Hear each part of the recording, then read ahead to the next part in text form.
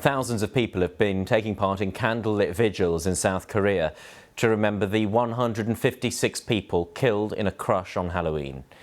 The victims, mostly young people, were among around 100,000 who had flocked to the popular Itaewon nightlife district in the capital, Seoul.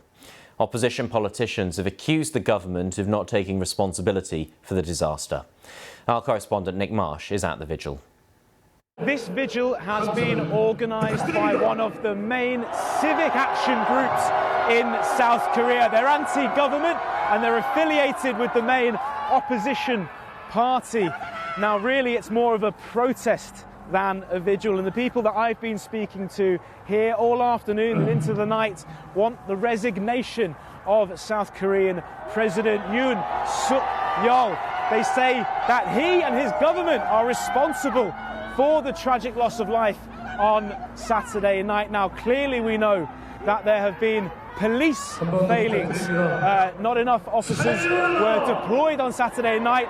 There was nowhere near enough planning. The huge numbers and little to no thought being put into things like crowd control.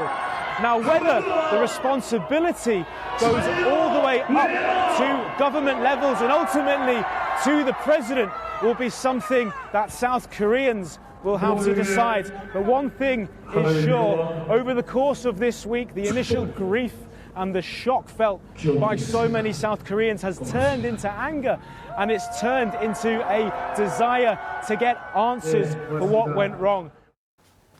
Nick Marsh there. Well, law enforcement officials have admitted there was insufficient safety planning for a crowd that large. Our Southeast Asia correspondent Jonathan Head has been speaking to those who witnessed those terrible events. As the crowds built up in this short, narrow alley last Saturday, they found they had nowhere to go. Some of them fell, then others tumbled after them in a lethal pile-up.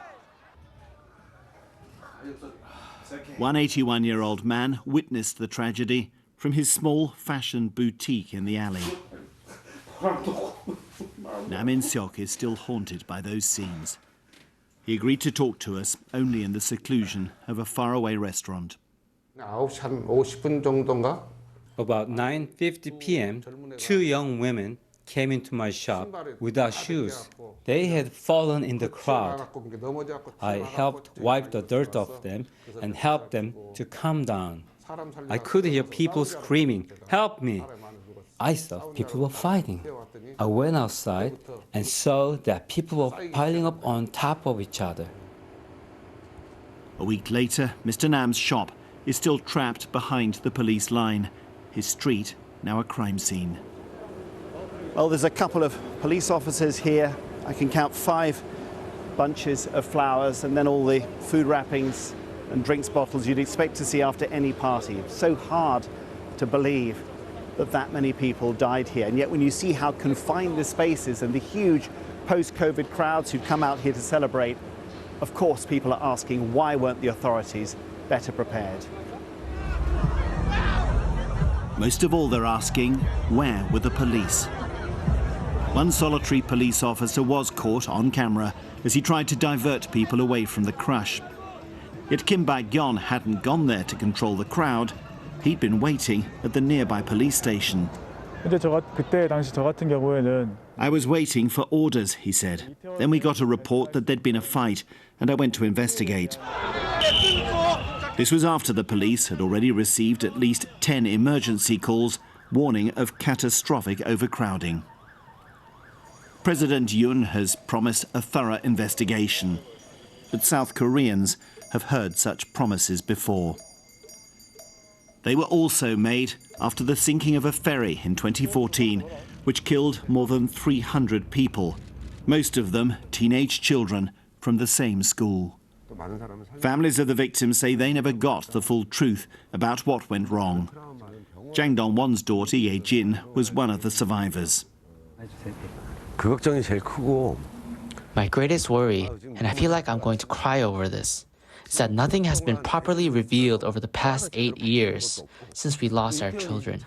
And our anxiety now that the truth will once again be concealed after this disaster is bringing back our trauma. So, as Koreans grieve over the inexplicable loss of so many young lives, they're also asking themselves and their political leaders, will it be different this time? Jonathan Head, BBC News, Seoul.